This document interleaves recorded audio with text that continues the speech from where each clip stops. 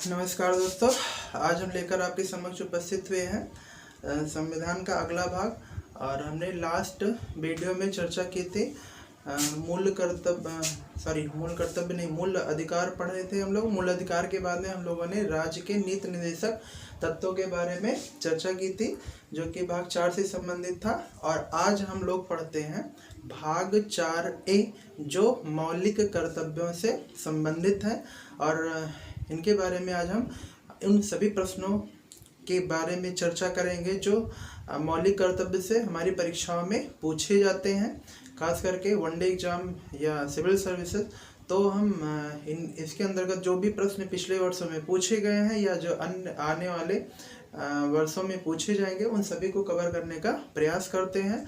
और ये बात तो मतलब एकदम तय है कि इतना आप अगर जो तैयार कर लेगा या आप लोग अगर तैयार कर लेते हैं तो मौलिक कर्तव्य से इससे बाहर अभी तक कोई भी प्रश्न पूछा नहीं गया है। तो बस इतना ही आपको तैयार करना होगा।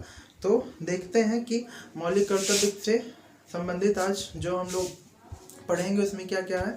तो दोस्तों, अगर हम बात करें कि मौलिक कर्तव्य, तो ये मूल संविधान में, यानी जब मूल संविधान की रचना हो रही थी आज़ादी के समय के बाद में, जो संविधान सभा के द्वारा मूल संविधान लिखा जा रहा था, उस समय मूल कर्तव्य को शामिल नहीं किया गया था। तो ये शामिल कब किया गया? तो ये 42वें संविधान संशोधन 1976 के द्वारा एक थे डॉक्टर स्वर्ण सिंह समिति की सिफारिश पर इसे शामिल किया गया था। तो दूसरा प्रश्न बनता है कि ये किस देश से आयातित है? तो ये आयातित किया गया है संयुक्त, एक है USSR था, जिसे वर्तमान में वो टूट करके कई देशों में बट गया है, जो इस समय उसे रसिया के नाम से जानते हैं। यानी रूस के संविधान से ये आयातित किया गया था। यानी जब ये 1976 में लिया गया था तो वो रूस नहीं था, यानी रूस अलग नहीं हुआ था, USSR था, जिसे संयुक्त राष्ट्र संघ के नाम से जानते हैं। तो देखते हैं इसके अंदर पहला पॉइंट क्या है हमारा, कि मौलिक कर्तव्य। जो यहाँ पे कंफ्यूजन होता है, एक होता मूल अधिकार। मूल अधिकार परीक्षा में जब भी प्रश्न पूछे जाते हैं तो जल्दबाजी में पढ़ने के क्रम में क्या हो जाता है कि मिस्टेक हो जाती है। मूल अधिकार है ये मौलिक कर्तव्य, इसको फंडामेंटल राइट कहेंगे। और ये क्या है? फंडामेंटल ड्यूटीज, ये FD है, ये FR है। तो जब भी प्रश्न आपके सामने मौलिक अधिकार या मौलिक कर्तव्य से संबंधित अगर आपकी परीक्षा में सामने आए तो इसका इंग्लिश वर्जन अवश्य चेक कर ले, नहीं तो यहाँ पे जो है कंफ्यूजन उत्पन्न होता है और जिससे प्रश्न के गलत होने के चांस बढ़ जाते हैं। तो ये आज हम लोग पढ़ रहे हैं मौलिक कर्तव्य। तो मौलिक कर्तव्य किस भाग से संबंधित है? तो भाग 4A से संबंधित है। और किस अनुच्छेद में वर्णित किया गया है? तो ये 51A में वर्णित किया गया, भाग 4A। और ये फंडामेंटल राइट किस में है? तो ये भाग 4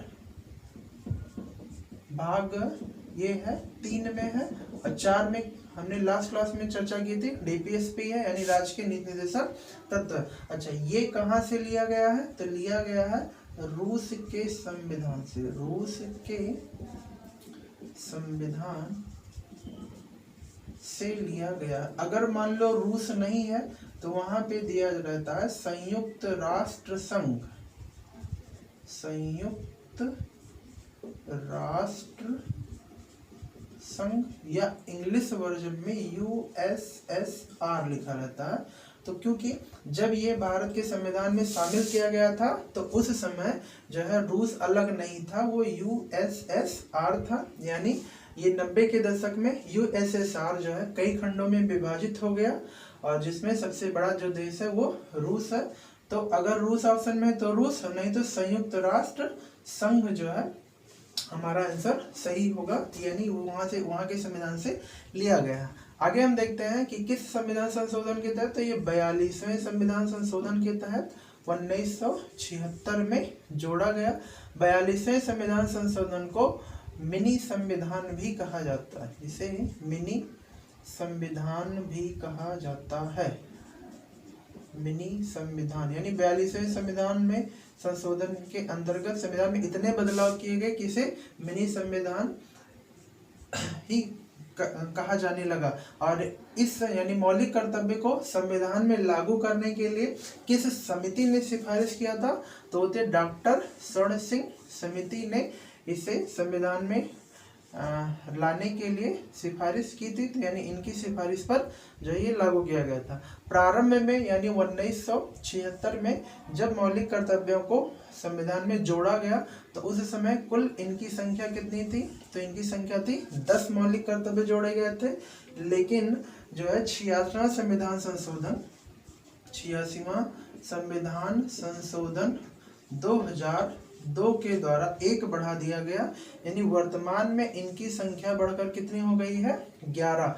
और ये वाला कब बढ़ाया गया है? तो 86वां संविधान संशोधन 2002 के द्वारा बढ़ाया गया।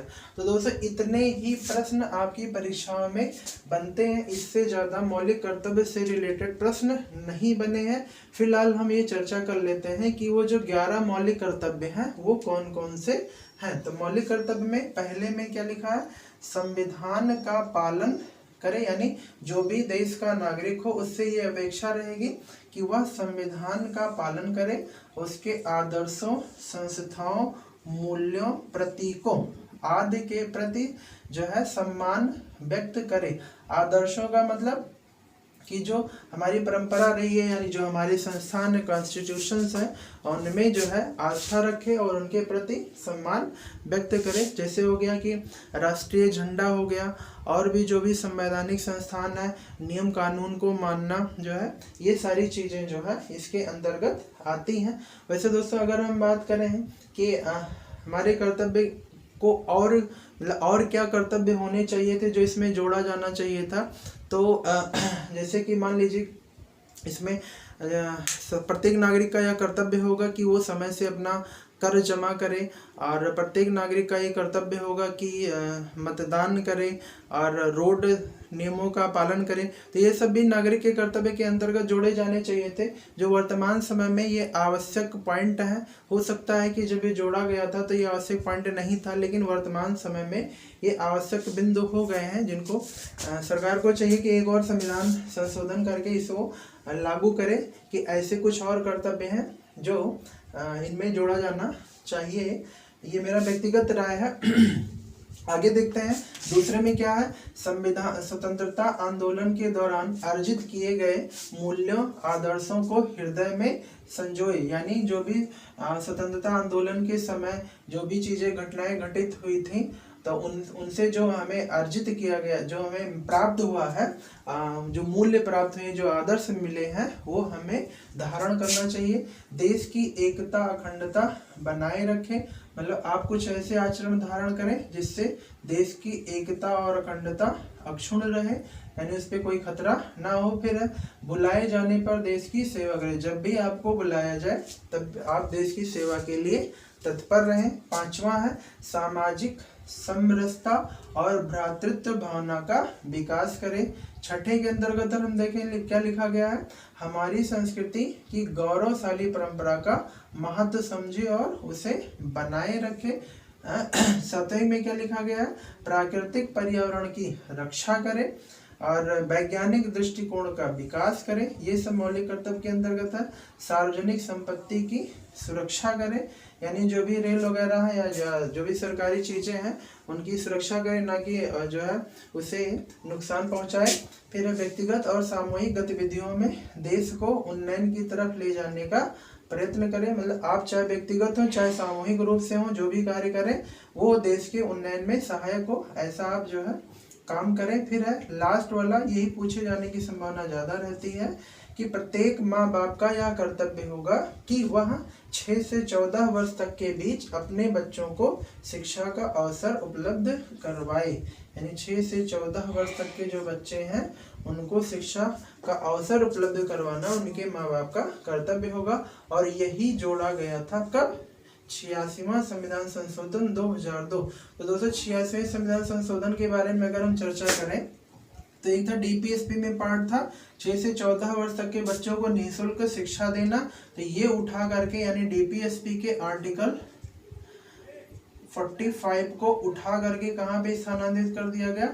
मौलिक अधिकार के आर्टिकल 21 आर्टिकल 21A में कर दिया गया। शिक्षा का अधिकार 21A में कर दिया गया। किस अनुच्छेद के तहत? 86वें संविधान संशोधन 2002 के तहत। तथा साथ ही मौलिक कर्तव्य में एक खंड और जोड़ दिया गया, 11वां मौलिक कर्तव्य, कि प्रत्येक माँ बाप का यह कर्तव्य होगा कि अपने बच्चों को शिक्षा के अवसर उपलब्ध करवाए।